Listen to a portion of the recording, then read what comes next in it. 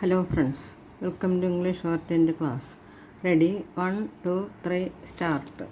The Reserve Bank of India (RBI) in a report State Finances Study of Budgets of 2021-22 released in November 2021 with the third tier governments in India playing a frontline role in combating the pandemic by implementing containment strategies. Healthcare, their finances have come under severe strain, forcing them to cut down expenditures and mobilize funding from various sources. The RBI further commented that the functional autonomy of civic bodies must increase and their governance structure strengthened. This could happen by empowering them financially through higher resource availability. It is interesting that the RBI did echo the recommendations of the 50th Finance Commission report on local bodies that emphasized city governance structures and financial empowerment. The addition in the RBI report is from the practice and the objective reality from during the novel coronavirus pandemic, which continues even now. However, there is only partial truth in the report. The emphasis is on resource availability, but how this will happen is not highlighted. At the most, it speaks only about generating more resources at the local level. The essence, while correctly identifying the role of the city governments in meeting the challenges the pandemic has thrown up, the report also points to the training of resources. An RBI survey of 221 municipal corporations revealed that more than 70% saw a decline in revenues. In contrast, their expenditure rose by almost 71.2%. The RBI report also highlights the limited coverage of property tax and its failure in shoring up municipal corporation revenues. Organization for Economic Cooperation and Development data show that India has the lowest property tax collection rate in the world, property tax to GDP ratio.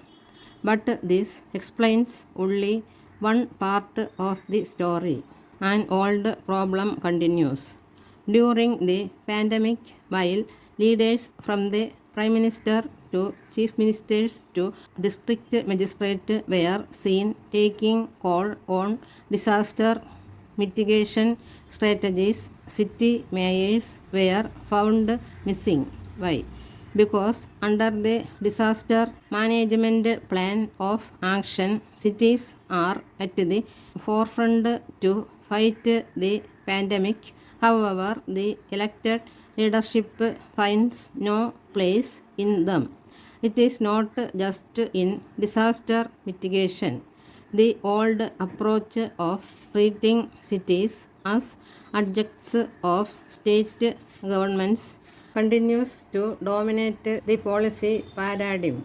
The general approach towards urban empowerment has remained piecemeal in India.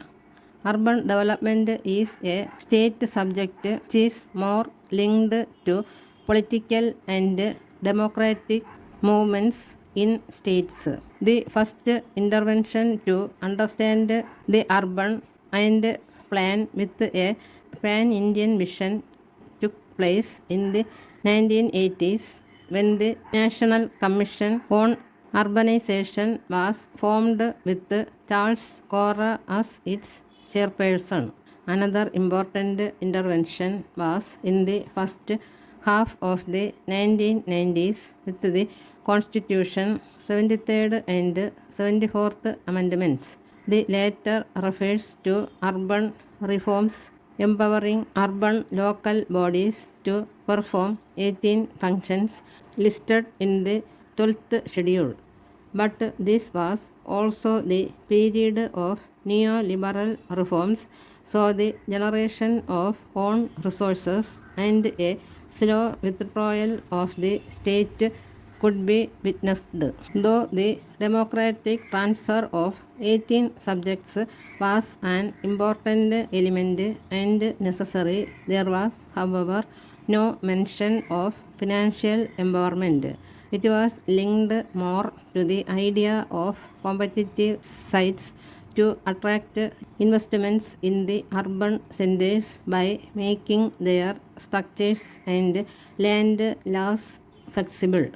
We now know that not much investment has happened and cities have not really been able to enhance their financial capabilities. The only exception to the rule has been the People's Plan model of Kerala, where 40% of the state's plan budget was for local bodies with a transfer of important subjects such as planning, etc.